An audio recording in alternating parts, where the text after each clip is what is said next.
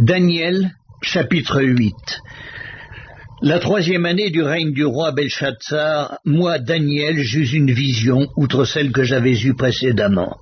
Lorsque j'eus cette vision, il me sembla que j'étais à Suse, la capitale, dans la province d'Élam, et pendant ma vision, je me trouvais près du fleuve Ulaï. Je levai les yeux, je regardai. Voici un bélier se tenait devant le fleuve, et il avait des cornes. Ses cornes étaient hautes, mais l'une était plus haute que l'autre, et elle s'éleva la dernière. Je vis le bélier qui frappait de ses cornes à l'Occident, au Septentrion et au Midi. Aucun animal ne pouvait lui résister. Il n'y avait personne pour délivrer ses victimes. Il faisait ce qu'il voulait, il devint puissant.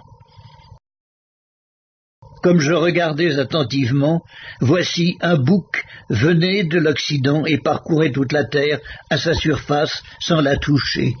Ce bouc avait une grande corne entre les yeux.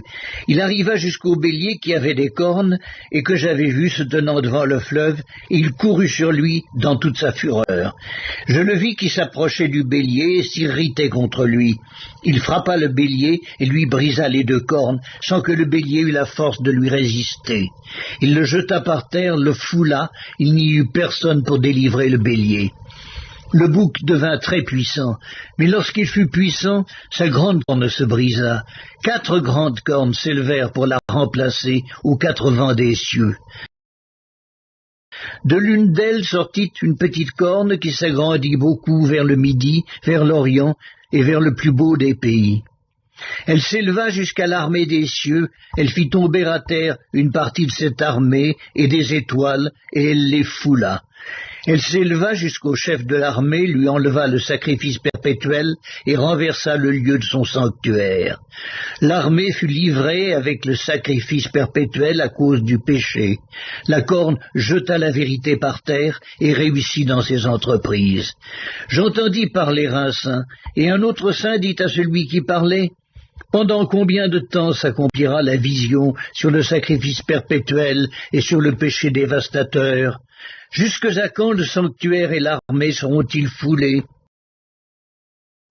Et il me dit: 2300 soirs et matins, puis le sanctuaire sera purifié.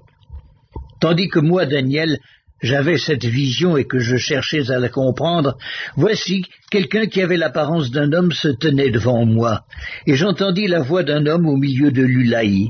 Il cria et dit: Gabriel, explique-lui la vision. Il vint alors près du lieu où j'étais, et à son approche, je fus effrayé, et je tombai sur ma face. Il me dit: sois attentif, fils de l'homme, car la vision concerne un temps qui sera la fin. Comme il me parlait, je restai frappé d'étourdissement, la face contre terre. Il me toucha et me fit tenir debout à la place où je me trouvais. Puis il me dit: je vais t'apprendre ce qui arrivera au terme de la colère, car il y a un temps marqué pour la fin.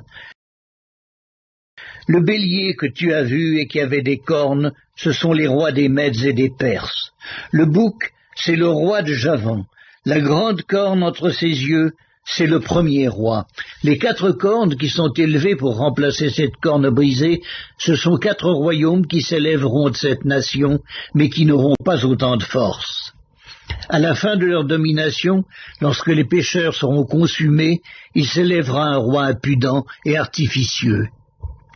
Sa puissance s'accroîtra, mais non pas sa propre force. Il fera d'incroyables ravages, il réussira dans ses entreprises, il détruira les puissants et le peuple des saints. À cause de sa prospérité et du succès de ses ruses, il aura de l'arrogance dans le cœur, il fera périr beaucoup d'hommes qui vivaient paisiblement, et il s'élèvera contre le chef des chefs, mais il sera brisé sans l'effort d'aucune main. Et la vision des soirs et des matins dont il s'agit est véritable. Pour toi, tiens secrète cette vision, car elle se rapporte à des temps éloignés. Moi, Daniel, je fus plusieurs jours languissant et malade, puis je me levai, et je m'occupais des affaires du roi. J'étais étonné de la vision, et personne n'en eut connaissance.